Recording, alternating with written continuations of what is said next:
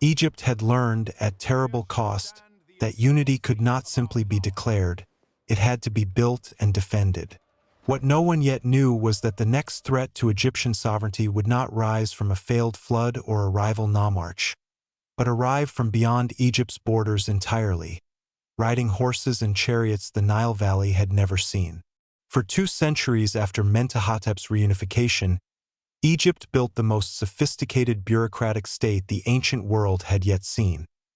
A kingdom of canals and fortresses, poetry and gold mines, where kings governed not as remote gods, but as anxious administrators who wrote handbooks on how to survive betrayal. Then, once again, everything Egypt believed about its own invincibility collapsed. This time the threat did not come from within the Nile Valley at all.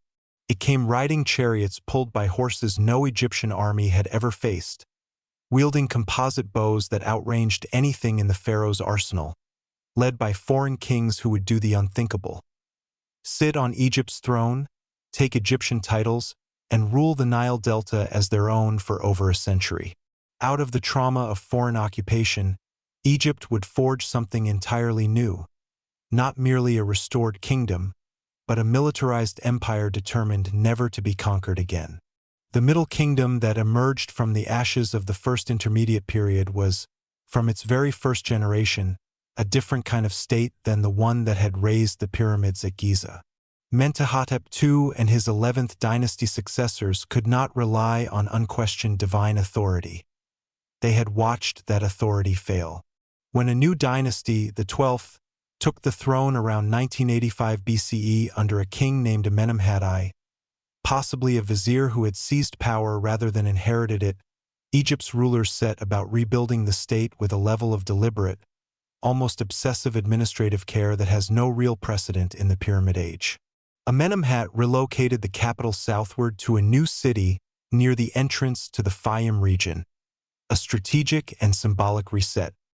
His successors undertook a massive land reclamation project in the Fayum itself, using canals and dikes to convert marshland into some of the most productive agricultural territory in Egypt, a direct, practical answer to the specter of famine that had haunted the previous century. Where Old Kingdom pharaohs proved their divinity by building pyramids, Middle Kingdom pharaohs proved their competence by making sure the granaries never emptied again. This anxious, practical style of kingship produced one of the most remarkable bodies of literature in the ancient world.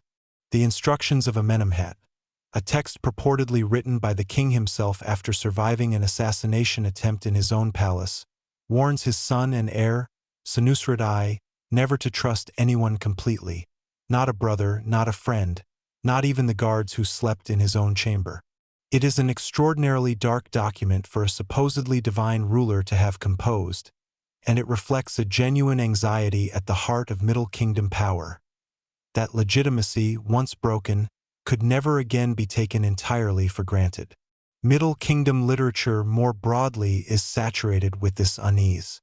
The Tale of Sinuhe, one of the most celebrated works of ancient Egyptian fiction, tells the story of a court official who flees Egypt in a panic upon hearing of Amenemhat's assassination, fearing he will be implicated, and spends years in exile among Levantine tribes before eventually being allowed to return home to die properly, in accordance with Egyptian burial custom, under a new king's mercy.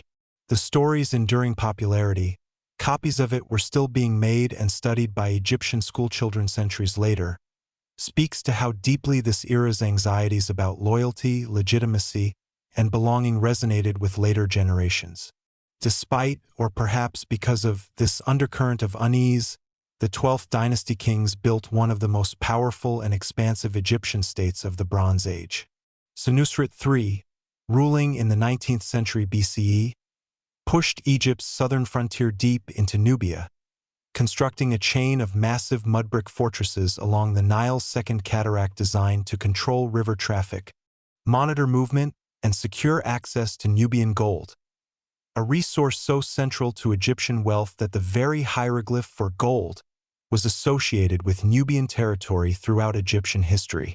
These fortresses, with their sloped ramparts, dry moats, and garrison quarters, represent some of the most sophisticated military architecture built anywhere in the world at that time. Meanwhile, 12th dynasty pharaohs cultivated diplomatic and trade relationships stretching across the eastern Mediterranean, from the Levantine coast to Crete, exchanging Egyptian goods for cedar, silver, and other resources the Nile Valley lacked. But the very trade and diplomatic networks that made the Middle Kingdom prosperous also opened a door that would eventually be used against it. Throughout the 12th and 13th dynasties, increasing numbers of Levantine peoples, broadly termed Asiatics in Egyptian sources, settled in the eastern Nile Delta, some as captives or laborers, many others as merchants, craftsmen, and free migrants drawn by Egypt's wealth and stability. Archaeological excavations at the delta site of Avaris reveal a growing, culturally distinct population living within Egyptian territory for generations, worshipping their own gods alongside Egyptian ones, maintaining their own burial customs, while gradually becoming enmeshed in the local economy and eventually its administration.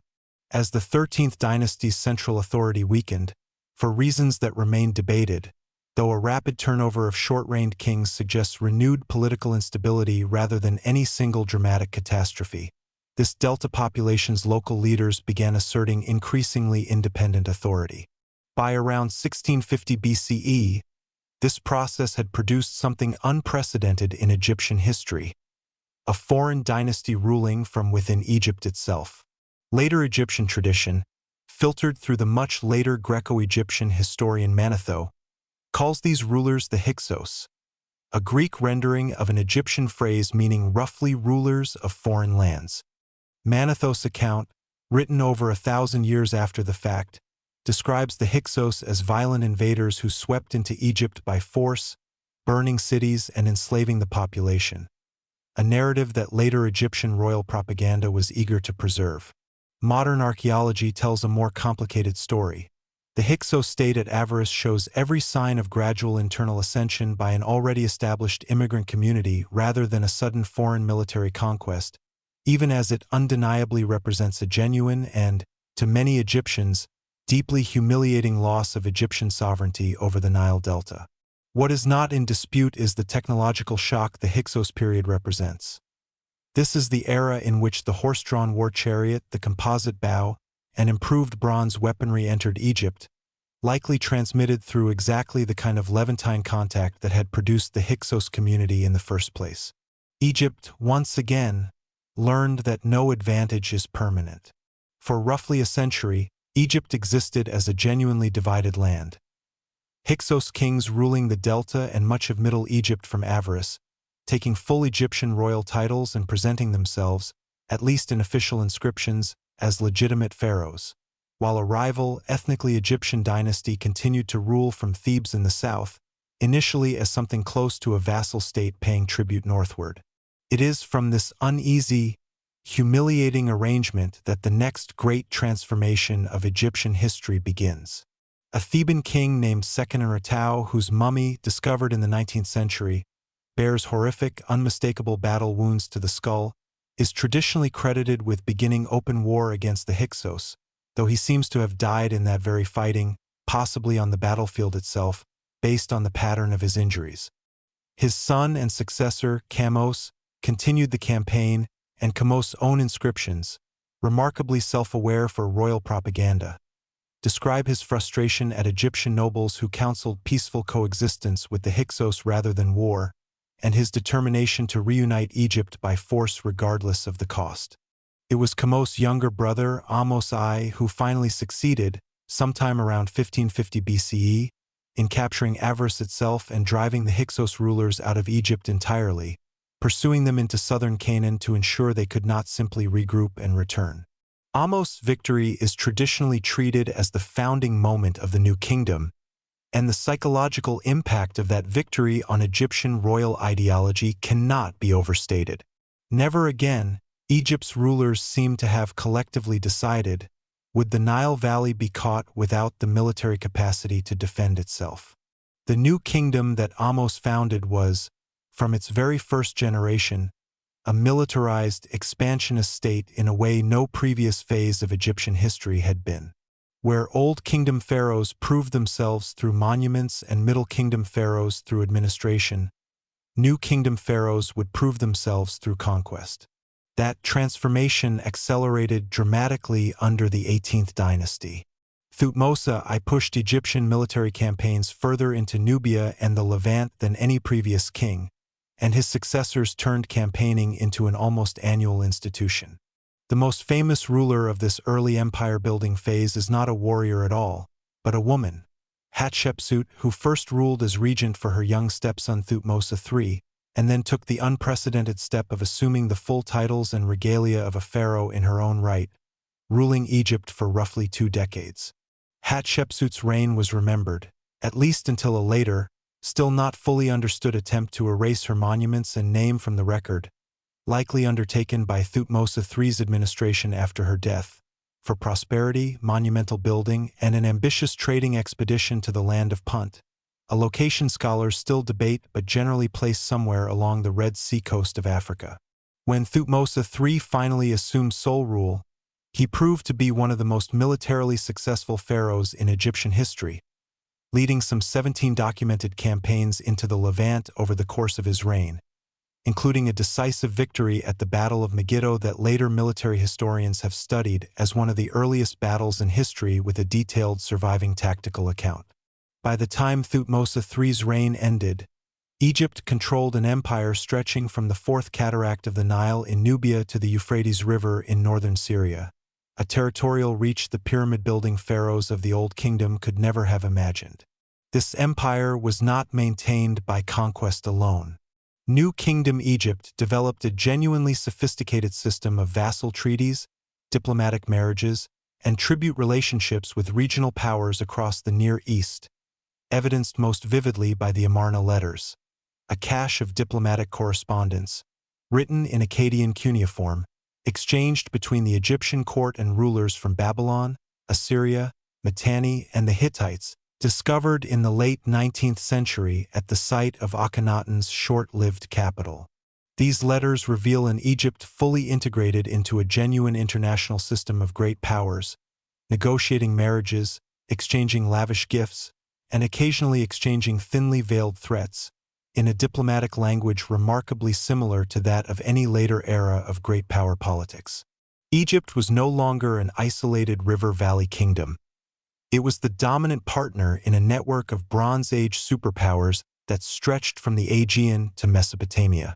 The wealth this empire generated transformed Egyptian religion and society as thoroughly as it transformed Egyptian borders. Temple complexes at Karnak and Luxor expanded into some of the largest religious structures ever built, funded by tribute and plunder flowing in from conquered and allied territories across the Near East. The priesthood of the god Ammonius, whose temple at Karnak became the primary beneficiary of this imperial wealth, grew so powerful that by the reign of Amenhotep III in the 14th century BCE, it may have controlled resources and land rivaling those of the crown itself, a concentration of religious and economic power that Amenhotep III's own son and successor would attempt a radical and radically unsuccessful solution to. That story, of a pharaoh who tried to remake Egyptian religion itself, and the empire's slow unraveling in the centuries that followed, is where Egypt's next great crisis begins. The empire Ahmose, founded in the fires of liberation, would grow into the wealthiest, most powerful state Egypt ever built. But empires built on conquest carry the seeds of their own undoing, and Egypt's next test would come not from foreign chariots, but from a pharaoh determined to remake the gods themselves.